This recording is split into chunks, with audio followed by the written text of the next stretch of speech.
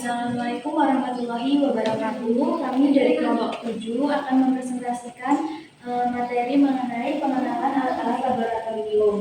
Sebelumnya izin memperkenalkan diri, nama saya Eka Sriwahyuni dengan NPM 2413024017 dan rekan saya Nadila Turelia dengan NPM 2413024051. Saya Amanda Vika Amalia dengan NPM 2413024009. Saya Vivi Soleh Kusmawati dengan NPM 24130204. Baik, di sini saya akan menjelaskan mengenai alat laboratorium yaitu tabung U atau pipa U. Tabung U yang dikenal juga sebagai pipa U adalah tabung U berbentuk seperti huruf U, biasanya terbuat dari kaca borosilikat. Tabung U digunakan di laboratorium untuk menghubungkan reaksi atau sebagai media pemindahan dalam proses reaksi. Selain itu, tabung U juga digunakan untuk mengukur massa jenis cairan.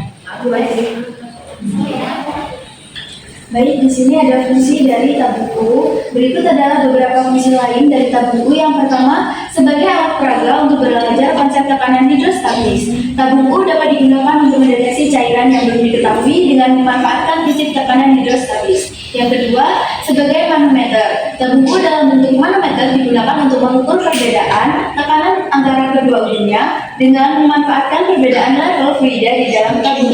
Yang ketiga, sebagai penghubung dalam sistem perpipaan. Tabung U dapat digunakan sebagai bagian dari sistem perpipaan untuk mengontrol aliran fluida. Next.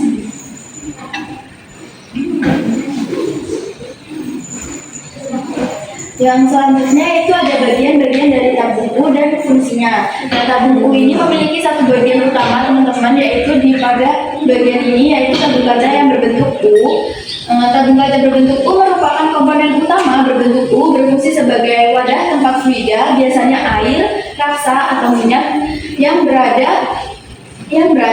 Bahan yang digunakan biasanya kaca borosilikat, contohnya Pirex. Bahan ini dipilih karena tahan panas, transparan, tidak bereaksi dengan fluida, raksa, air, ataupun minyak. Yang kedua itu ada kaki tabung atau dudukan. Itu tuh opsional, bisa ada atau bisa enggak. Nah, beberapa tabung itu biasanya dilengkapi dengan rangkaian, rangka atau dudukan agar dapat berdiri tegak dan stabil di meja laboratorium. Nah, bahannya biasanya digunakan yaitu logam ringan, kayu, atau plastik keras. Bahan ini dipilih karena mudah ditemukan dan tahan lama. Yang ketiga itu ada stopper atau penutup. Nah, itu juga opsional, kadang ada atau kadang pun nggak ada juga. Jika digunakan untuk sistem tertutup atau tekanan gas, ujung tabung U dapat dilengkapi dengan stopper atau penutup karet untuk menyambung ke selang atau alat lain. Bahan yang digunakan biasanya karet, silikon, atau neoprene. Bahan ini dipilih karena fleksibel dan mampu menyegel tabung untuk mencegah kebocoran gas ataupun cairan. Oke, mungkin sekian penjelasan dari pengertian, fungsi, serta bagian-bagian dari tabung U. Mungkin dari kelompok 8 ingin menambahkan jika terdapat kekurangan dari kelompok 7 atau kelompok saya yang menjelaskan tentang fungsi dan bagian dari tabung U. Ya, saya Nadia Sawanagarin dari kelompok 8 ingin menambahkan mengenai penggunaan dan perawatan dari tabung U itu sendiri. Ya, jadi dari cara penggunaannya itu, yang pertama ambil tabung U bersih lalu pasang pada Jadi ambil tabung sambar lalu pasang pada sambar pada tebakan apabila ada. Namun untuk melarutkan yang diperlukan pada percobaan secara ke dalamnya kita bisa menggunakan colok untuk membantu proses penuangan larutan agar prosesnya berjalan cepat. Lalu selanjutnya kita masukkan zat oil dalam 1 pascal ke dalam masing-masing lalu tabung di bagian sini. Lalu kita amati ketinggiannya, dan yang terakhir kita bisa perhatikan reaksi yang terjadi sebagai hasil pengamatan. tabung lembut dan air lalu cairkan. Yang ketiga, pastikan tidak ada retakan atau kebocoran pada tabung atau salurannya. Yang selanjutnya ada lakukan kalibrasi berkala agar akurat. Yang terakhir ada simpan di tempat bersih, kering, dan hindari guncangan atau suhu yang ekstrim. Ya, mungkin terima kasih Anda sudah menambahkan atau melengkapi dari PPT saya. Selanjutnya akan dijelaskan oleh rekan saya. Baik, akan saya lanjutkan. Di sini saya akan menjelaskan mengenai stirer. Nah, untuk alatnya sendiri, stirer itu seperti ini. Nah, stirer ini atau magnetic stirer adalah alat laboratorium digunakan untuk mengaduk larutan secara otomatis menggunakan batang magnet yang digerakkan oleh medan magnet dari bawah permukaan alat. Nah, alat ini tuh biasanya dilengkapi dengan hot plate atau pemanas sehingga larutan bisa diaduk dan dipanaskan secara bersamaan. Untuk fungsi dari stirer ini, yang pertama itu dia bisa untuk mengaduk larutan, yaitu memastikan larutan tercampur secara homogen, baik secara manual maupun menggunakan alat pengaduk otomatis. Lalu yang selanjutnya, dia itu berfungsi untuk memanaskan larutan. Nah, stirer terutama pada bagian hot plate itu tuh dapat digunakan untuk memanaskan larutan selama proses pengadukan. Lalu yang selanjutnya, dia itu menyediakan lingkungan pengaduk yang terkontrol. Nah, stirer ini dapat memberikan kontrol kecepatan dan suhu yang akurat selama proses pengadukan.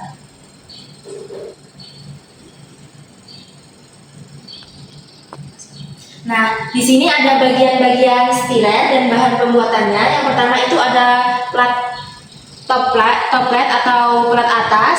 Nah, plat atas ini adalah permukaan datar yang terletak di bagian atas paling atas dari alat. Bagian ini tuh berfungsi sebagai alas untuk menempatkan wadah berisi larutan seperti gelas beker atau labu yang akan dipanaskan dan diaduk. Nah, bahan pembuatan dari top plate ini umumnya terbuat dari keramik atau stainless steel, baja anti karat. Alasannya kenapa dia menggunakan bahan tersebut itu keramik ini tuh tahan terhadap suhu tinggi dan bahan kimia korosif. Selanjutnya stainless steel ini kuat tahan karat dan cepat menghantarkan panas. Lalu selanjutnya ada panel display. Nah, panel display ini tuh biasanya terletak di bagian depan alat. Fungsinya adalah untuk menampilkan informasi, pengaturan suhu dan kecepatan pengadukan secara digital. Bahannya ini biasanya LCD atau LED, dilindungi oleh kaca akrilik atau plastik tahan panas. Alasan penggunaannya itu karena tahan terhadap panas dan percikan bahan kimia serta tampilannya jelas dan hemat energi. Lalu selanjutnya ada knob pengatur suhu. Nah, knob pengatur suhu ini digunakan untuk mengatur besar kecilnya suhu pemanasan pada hot plate. Letaknya dekat dengan panel display. Nah, dan biasanya diputar ke kiri atau ke kanan sesuai dengan kebutuhan. Bahan pembuatannya ini yaitu ada plastik ABC untuk bagian luar dan logam biasanya baja ringan di bagian dalam sebagai progres penghubung.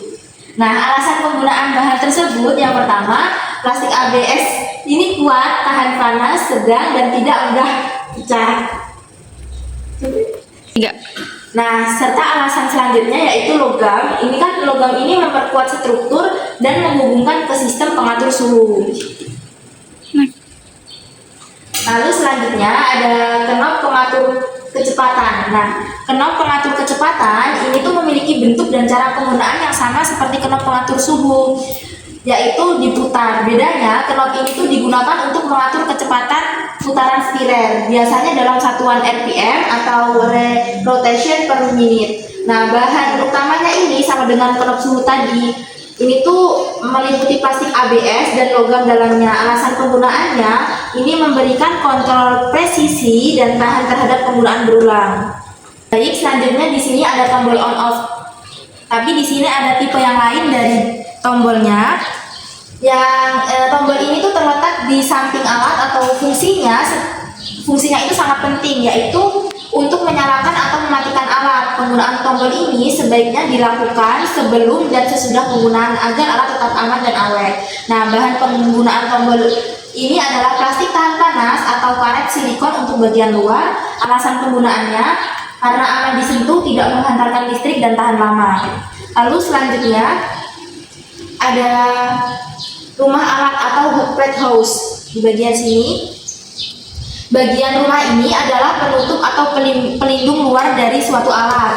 Nah, fungsinya sangat penting karena melindungi komponen elektronik dan sistem mekanik di dalam alat dari kerusakan akibat benturan, debu, atau tumpahan cairan. Nah, bahan utama pembuatan rumah hot plate ini yaitu aluminium, logam tahan panas, atau plastik fiber tahan suhu. Alasan penggunaan bahan ini yaitu kuat dan tahan lama, namun tetap ringan dan tidak mudah rusak, serta tahan terhadap suhu tinggi dan bahan kimia laboratorium. Itulah penjelasan materi dari saya selaku perwakilan kelompok 7. Untuk kelompok 8, jika ada yang ingin ditambahkan, dipersilakan. Saya Aurelia Caroline Dezel Panjel dengan NPM 21. Di sini saya akan melanjutkan dan menambahkan materi yang sudah dijelaskan oleh kelompok 7. Di mana di sini saya akan menambahkan bagaimana sih cara penggunaan dari magnetic stirrer ini. Jadi cara penggunaannya yang pertama kita siapkan dulu apa yang akan dipakai seperti tabung Erlenmeyer, cairannya, terus magnetic stirrer dan juga seharusnya ada yang namanya stir bar. Jadi stir bar itu nanti yang untuk mengaduknya. Nah, jadi yang pertama siapkan dulu, lalu seharusnya di sini ada colokannya yang harus dicolok ke sini. Jadi dicolokkan dulu ke stop kontak dan dicolokkan ke sini. Selanjutnya, letakkan wadah sampel atau beaker glass di sini, gunakan gelas tabung Erlenmeyer di atas heating plate. Jadi ditaruh di atas ini tabung Erlenmeyer-nya. Nah, dan setelah itu isi beaker glass di sini menggunakan tabung Erlenmeyer dengan larutan yang ingin diaduk. Jadi setelah diletakkan nantinya akan ditaruh isinya atau larutannya. Lalu seharusnya ada stir bar, dia itu bentuknya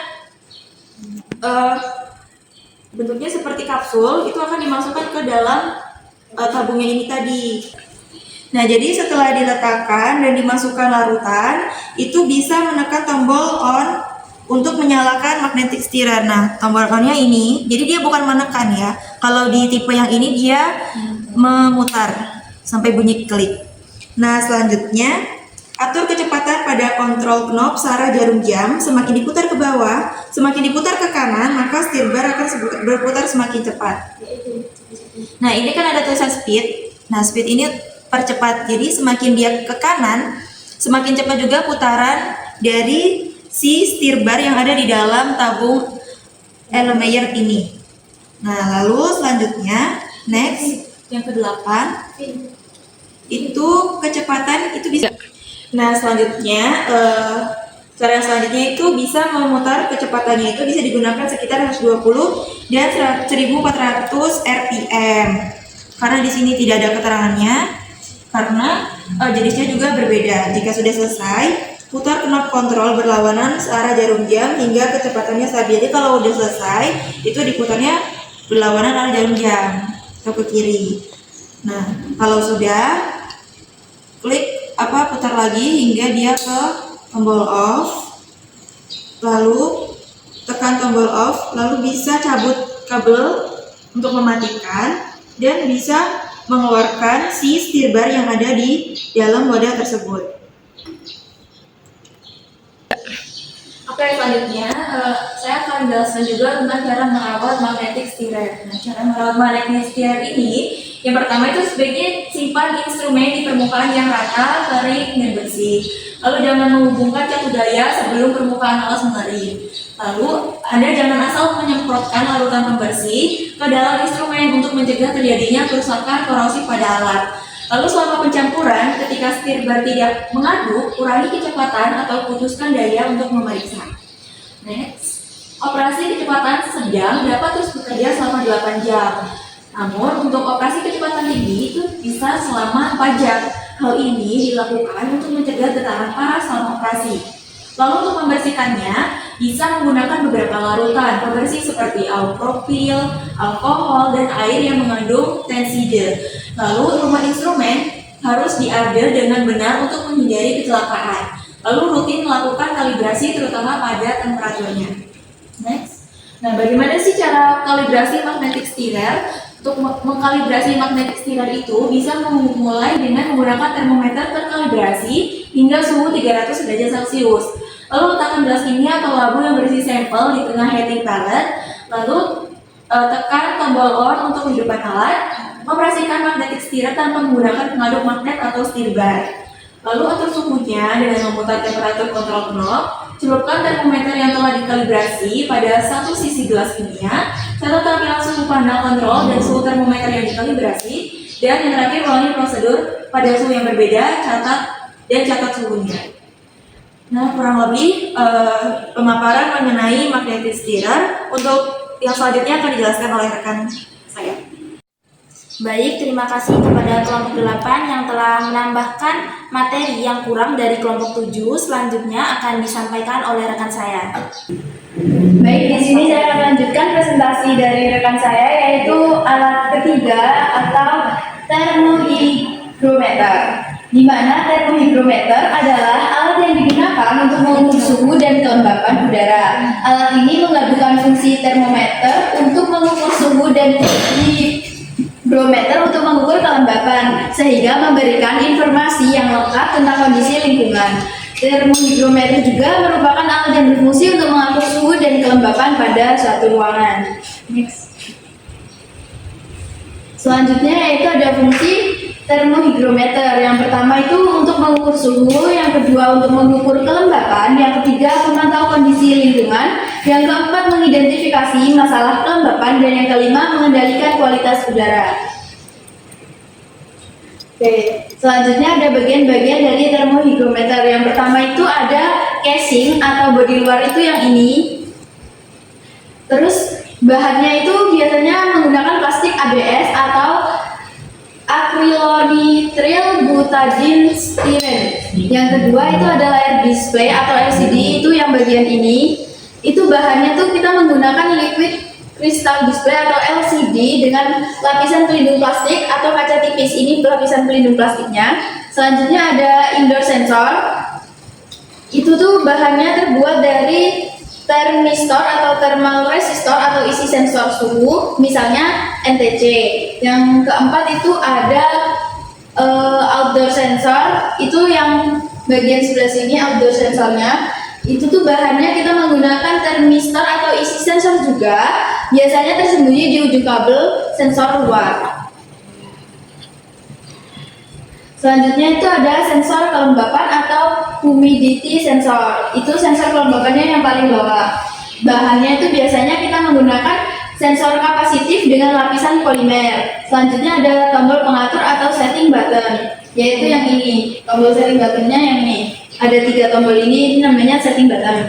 Bahannya biasanya menggunakan plastik ABS atau seperti casing bahannya dengan pegas atau membran elastomer di baliknya. Yang ketiga itu ada rangkaian elektronik di dalam.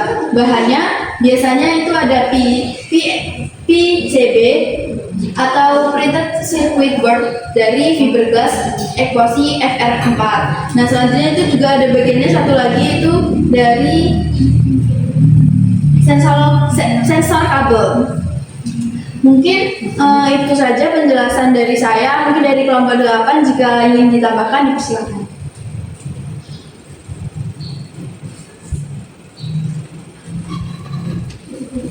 Baik, di sini saya akan menambahkan dari materi kelompok 7 mengenai termohigrometer atau HTC1 dari cara penggunaannya. Ini yang pertama, buka bagian belakang alat di sini. Kita buka. Lalu di sini kita masukkan baterai.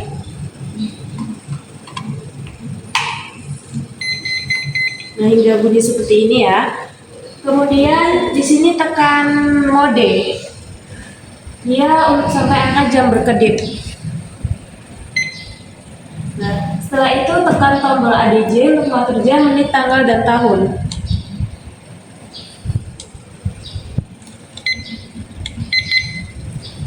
Kemudian tekan mode lagi untuk pindah ke bagian berikutnya. Nah, ini suhunya sudah terlihat. Kemudian di sini bisa tekan memori untuk menghapus. Ya. Nah, alat ini kan langsung menampilkan suhu. Kalau ingin ubah dari derajat Celcius ke derajat Fahrenheit, tekan tombol kecil di belakang. Kalau nggak ada ya tidak perlu. Kemudian kita bisa gunakan dudukan atau gantung di dinding untuk melihatnya. Itu dulu bisa didirikan di atas meja. Selanjutnya, next. Dan di sini saya akan menjelaskan tentang perawatan dari termohigrometer atau THC1. Yang pertama itu jangan kena air, simpan alat di tempat yang kering, jangan di tempat lembab seperti kamar mandi. Kemudian bersihkan secara rutin, yaitu dengan lap dengan kain kering atau sedikit lembab. Jangan pakai cairan pembersih yang keras. Ganti baterai jika layar redup. Kalau panel redup atau mati ya ganti baterainya ya. Kalau tidak dipakai lama, sebaiknya baterainya itu dilepas. Jauhkan dari sinar matahari langsung karena bisa merusak layar dan sensornya. Kemudian simpan di tempat datar dan aman. Jangan taruh di dekat kompor, AC atau tempat panas atau dingin berlebihan. Baik, demikianlah tambahan dari saya. Selanjutnya materi selanjutnya dijelaskan oleh kelompok 7.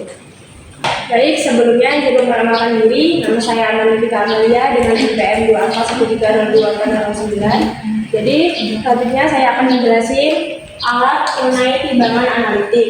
Seperti ini timbangannya.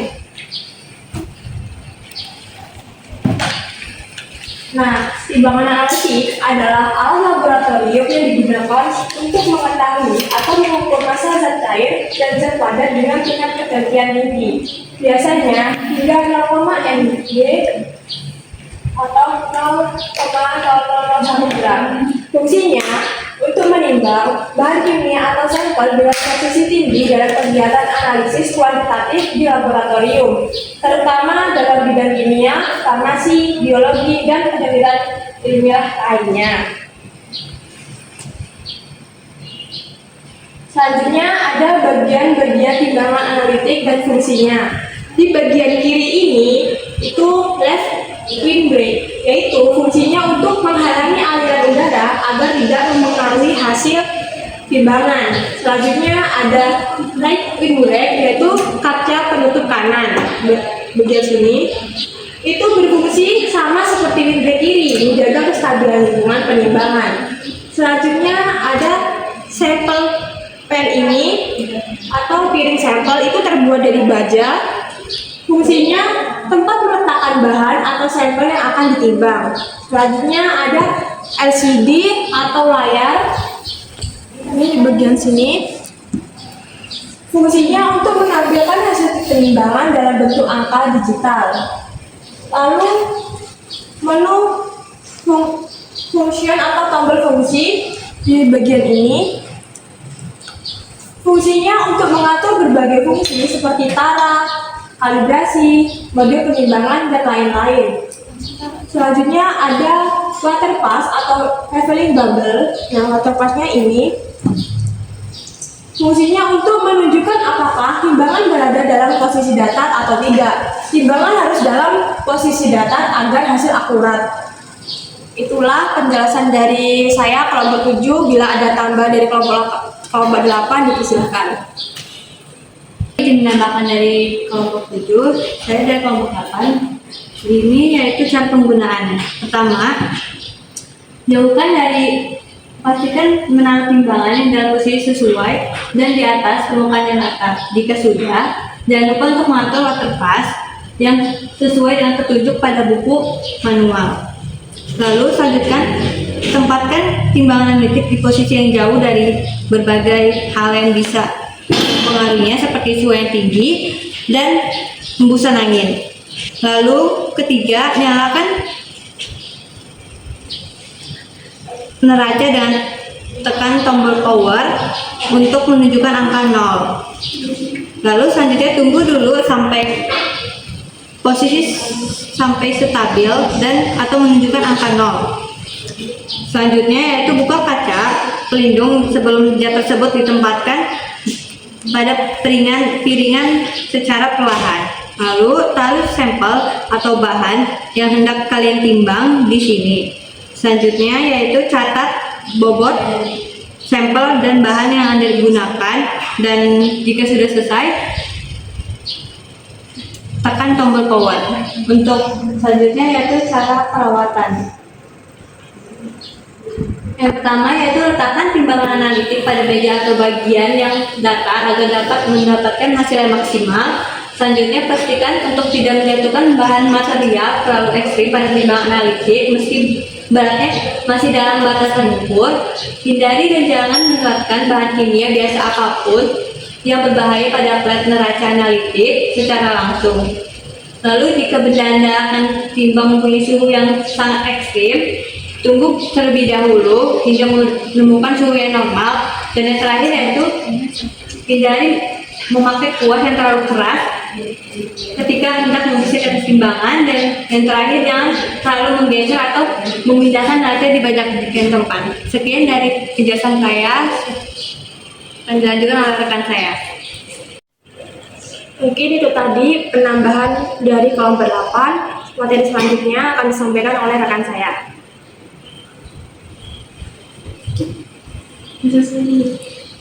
Jadi saya akan melanjutkan penjelasan dari alat laboratoriumnya. Yang terakhir di sini ada tabung regen. Tabung atau botol regen ini adalah wadah khusus yang digunakan untuk menyimpan, mengangkut, dan mengolah bahan kimia regen di laboratorium. Dan botol ini tuh dirancang dengan fitur khusus untuk memenuhi persyaratan penyimpanan yang efisien dan aman.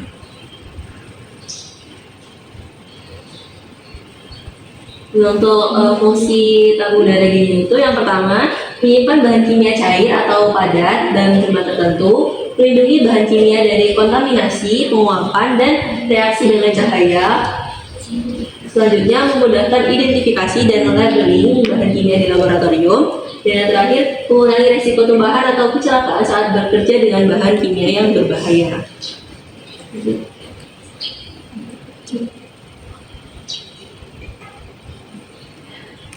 Dan di sini ada bagian-bagian dari botol atau tabung regennya. Untuk bentuk tabung regennya itu seperti ini. Dan di sini tuh ada bagiannya. Yang pertama ada badan botol. Badan botol itu yang sebelah ini, di gambar ini. Dia tuh fungsinya sebagai tempat utama penyimpanan bahan kimia dan terbuat dari bahan kaca borosilikat yang umumnya digunakan karena tahan panas dan tahan terhadap bahan kimia. Untuk bagian yang kedua ada leher botol. Leher botol tuh yang lebih mengerucut di bagian atasnya ini. Dia fungsinya memudahkan dalam menuang dan mengisi cairan serta mengurangi resiko tumpahan. Sama seperti bagian badan botolnya, dia itu terbuat dari bahan kaca borosilikat. Next. Selanjutnya di sini ada bagian mulut botol. Untuk mulut botol itu yang sebelah sini ya. Dia tuh fungsinya sebagai tempat masuk atau keluarnya bahan kimia, dan bahannya itu sama, terbuat dari kaca dengan permukaan yang kasar. Di sini bisa dilihat, di sini permukaan itu kasar di dalamnya. Itu kasar karena dia itu supaya saat menutup botol dia itu rapat gitu. Dan terakhir ada bagian sumbatan atau tutupnya, yang fungsinya itu untuk menutup botol agar bahan kimia tidak menguap atau terkontaminasi. Bahannya terbuat dari kaca dengan permukaan yang kasar, plastik atau plastik yang tahan dari bahan kimia seperti PP atau karet khusus laboratorium. Di sini ada jenis dan ukurannya. Botol regen atau tabung regen itu terdapat dua jenis yang bisa ditemukan di laboratorium, yaitu yang pertama ada botol regen bening yang seperti ini, seperti yang kita pakai ini, dan kemudian ada botol regen yang coklat seperti pada gambar yang di sebelah sini. Masing-masing botol atau tabung ini tuh memiliki kegunaan yang berbeda, di mana botol regennya bening yang ini tuh digunakan untuk menyimpan bahan larutan atau sampel biasa yang tidak mudah bereaksi dengan cahaya matahari, sedangkan untuk botol regen yang coklat itu digunakan untuk melindungi sampel dari sinar UV maupun sinar matahari. Di sini ada langkah penggunaan. Yang pertama itu pastikan botol regen ini dalam kondisi baik dan bersih sebelum digunakan. Kemudian baca label dari botolnya dengan teliti dan pegang botol dengan tangannya tidak dominan. Dan untuk membuka tutup botolnya itu menggunakan tangannya tidak dominan dan buka dengan hati-hati. Lalu selanjutnya jangan sentuh bagian tutupnya agar tidak terkontaminasi.